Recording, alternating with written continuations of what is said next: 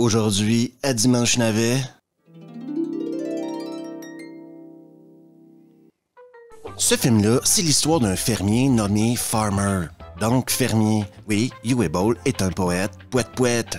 Un magicien nommé Gallian, joué par Ray Liotta, a le plan de tuer le roi, joué par Burt Reynolds. Gallian contrôle des orques qui sont pas des orques, mais des Krug, parce que si ça aurait été des orques, ça aurait été beaucoup trop facile à comprendre. Gallian, le magicien, va également s'associer au duc, le neveu du roi, joué par Matthew Lillard. Matthew Lillard qui réussit à offrir une performance pire que celle de Tara Reid dans Alone in the Dark. Les orques, les Krugs, contrôlés par la veste en cuir de Ray Liotta, tuent le fils de Tatane et capturent sa femme. Pourquoi? Parce qu'ils sont au mauvais endroit, au mauvais moment. On s'entend qu'être au mauvais endroit, au mauvais moment, c'est plus ou moins la prémisse de tous les films de Uwe Boll et le malheur de tous ceux qui ont vu ces films. Ray Liotta, le magicien Gallian, remarquez 2 secondes que son brushing fait vachement médiéval, va se joindre à l'idiot du village pour essayer d'empoisonner le roi. Devinez quoi, ça marchera pas, et ils le sauront que bien plus tard dans le film. Burt Reynolds, qui attend impatiemment son chèque, va apprendre que Gimli, son mage, lui a caché que Tatane était son fils. Des fois, scénaristiquement, tu vois qu'il y a des gens qui font aucun effort. L'héritier du roi disparaît et le roi le cherche pas. Il voit pas son corps, il dit rien, il fait rien. Pendant toutes ces années-là, il fait comme s'il n'y avait pas eu cet enfant-là. Tatane, lui, rencontre des elfes des bois qui sont pas vraiment des elfes. C'est des femmes, OK? Et elles contrôlent les lianes. Leur chef est joué par Bloodrain. Donc, vous voyez le niveau. Est-ce que cette fille-là, c'est la muse de Uwe Boll? Je sais pas, mais je la plains. Tatane va également finir par apprendre qu'il est le fils du roi et devinez quoi? Il s'en fout. Ça change absolument rien à sa vie. Il y a aussi Lily Sobieski qui est dans ce film, mais inquiétez-vous pas, son personnage sert absolument à rien. C'est juste une histoire secondaire qu'on a ajoutée pour nous faire perdre notre temps. Si vous vous demandez, il se passe quoi avec la femme de Tatane qui est prisonnière, inquiétez-vous pas, il va la retrouver à la fin du film.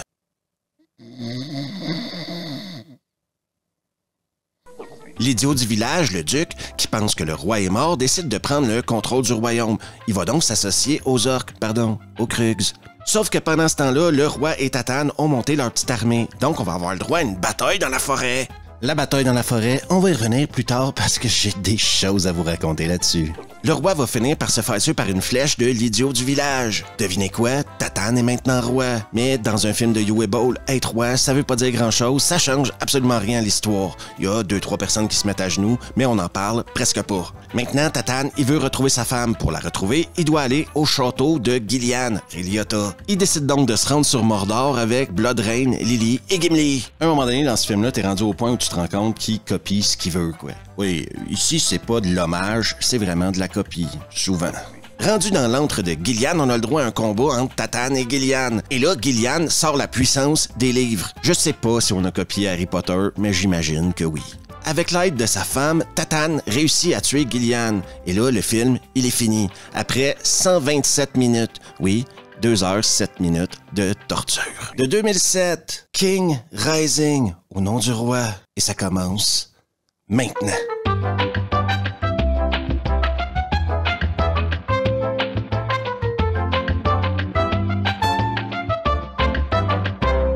Il y a une chier de trucs qui risque de vous énerver dans ce film-là, mais un des trucs qui m'a frappé, moi, c'est les personnages inutiles. Oui, Uwe Boll se surpasse en nous apportant des personnages dans le film qu'il ne développe pas et qui servent absolument à rien. Voici d'ailleurs mon top 3. En 3e position, Burt Reynolds, le roi. Toi, tu t'es battu pour la paix.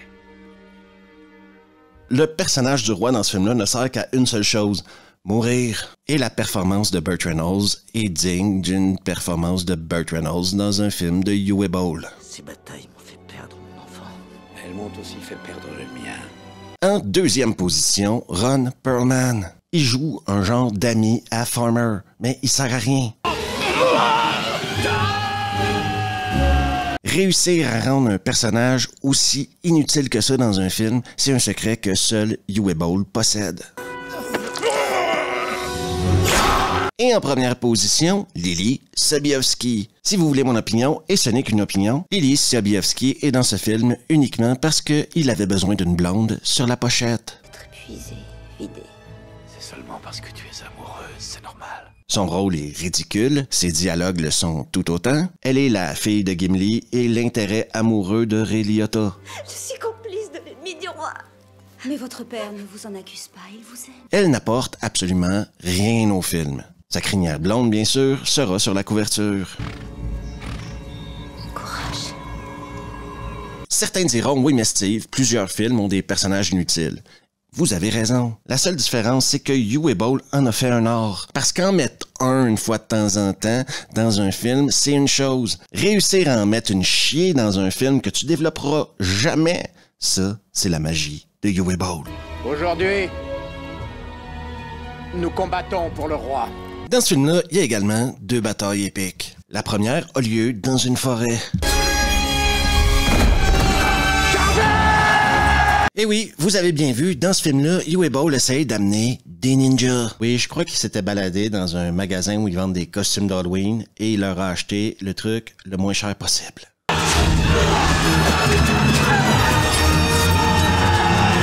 Je m'excuse d'avoir utilisé le terme ninja et Uwe Boll dans la vidéo. Sinon, il y a Jason Tatan qui donne des tatanes. Ah oui, en passant, l'arme de prédilection de Jason Tatan dans ce film-là, c'est un boomerang. Et oui, j'ai trouvé ça aussi con que vous.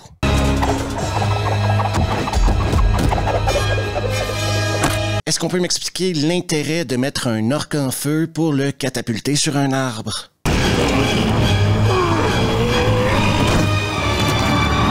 La seconde aura lieu en pleine nuit, sous la pluie, près de Mordor. Uwe Boll n'a jamais eu autant de budget pour nous offrir du spectacle. Des armées de Kurgs qui affrontent des armées humaines. C'est d'un spectaculaire incroyable.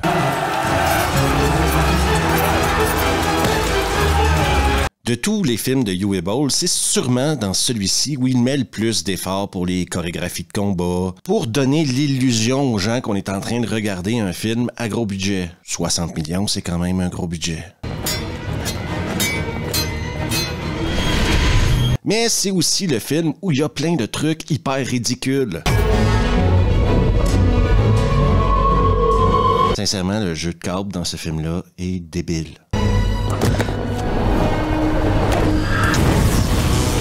Une bataille entre mages qui fait mal aux yeux. Ce que tu dois savoir sur les Krogs, c'est qu'ils n'ont jamais eu de roi. Alors tu sais ce que j'ai fait. Mais bon, les effets, à la limite, on peut passer par-dessus ça. On peut également passer par-dessus le fait que les costumes sont débiles et que Ray Liotta, en manteau de cuir tout le long du film ou presque, c'est stupide. Mais ça va être dur de passer par-dessus une histoire super cliché qui mène nulle part. Et ça, c'est l'histoire de tous les films de Uwe Boll. Il prend des clichés, il prend une licence de jeu vidéo et décide d'en faire une adaptation. Mais en aucun cas, est-ce qu'il a l'idée de respecter le jeu vidéo.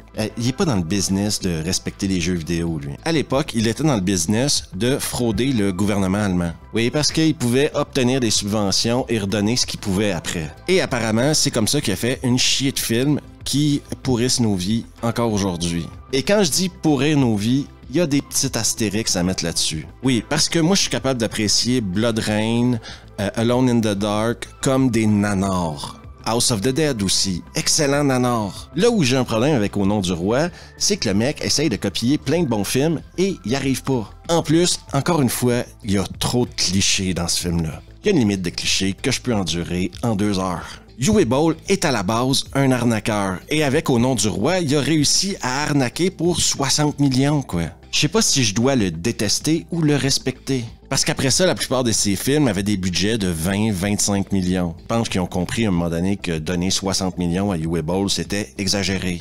Uwe Boll, c'est pas quelqu'un qui se gêne de faire des trucs. À la limite, tu peux presque respecter son envie de choquer, ok? Mais c'est aussi quelqu'un qui fait des mauvais films, et c'est là où j'ai un souci avec lui. Au nom du roi, pour moi, représente tout ce que je déteste de Uwe Boll. Parce que c'est un film qui se prend super au sérieux, et je suis sûr que le mec, à quelque part, croyait que ça allait devenir son énorme succès hollywoodien. Mais ce film-là, quand on le regarde, on s'ennuie pendant 2 heures, quoi. Plus de 2 heures pour être exact. Le film est beaucoup trop long.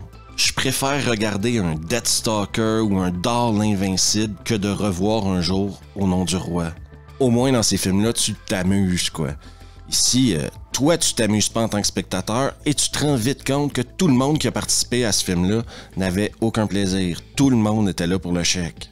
D'autres diront même, mais Steve Uebole est un excentrique. Le genre de mec qui challenge les critiques à un combat de boxe et décide d'en faire un documentaire. Déjà, si tu challenges tes critiques à un combat de boxe, peut-être que tes critiques ont raison. Ensuite, fais des meilleurs films au lieu d'investir dans des documentaires de merde. Et je rajouterais à ça qu'il n'y a pas vraiment de quoi se vanter, quoi. Faire un documentaire sur le fait que les critiques n'aiment pas tes films. Yue, à ce rythme-là, faudrait que tu te battes à peu près contre les 3/4 de la planète qui aiment pas tes films et qui pensent que c'est de la merde. Parce que Blood Rain, parce que House of the Dead, parce que Alone in the Dark, on peut toujours les regarder et rire un peu. Mais Au nom du roi, Au nom du roi 2, Au nom du roi 3, avoue, c'est des arnaques, mon gars. C'est correct, t'as trouvé un filon pour faire un peu de pognon. On t'en veut pas. Mais tu peux pas nous en vouloir de pas aimer ce que tu fais. C'est le premier film de Uebole qui se retrouve à Dimanche Navet. Fort probablement pas le seul. La liste est quand même assez exhaustive. Mais je vous dirais que ce qui me retient dans le traitement des films de Uebole, plus souvent qu'autrement, c'est que c'est des films ennuyants. Oui, il y a quelques exceptions que vous me nommerez bien sûr dans les commentaires, mais pour la plupart, c'est d'un ennui mortel et Au nom du roi est au-dessus de la pile de comment s'ennuyer pendant 2 heures. J'aurais sincèrement préféré regarder de la peinture séchée. Sinon, n'oubliez pas de vous abonner à Revue, le podcast. Et également de vous abonner à Revue juste ici, de laisser un pouce, d'activer les notifs, de partager la vidéo avec vos copains. Et c'est la fin de Dimanche Navet.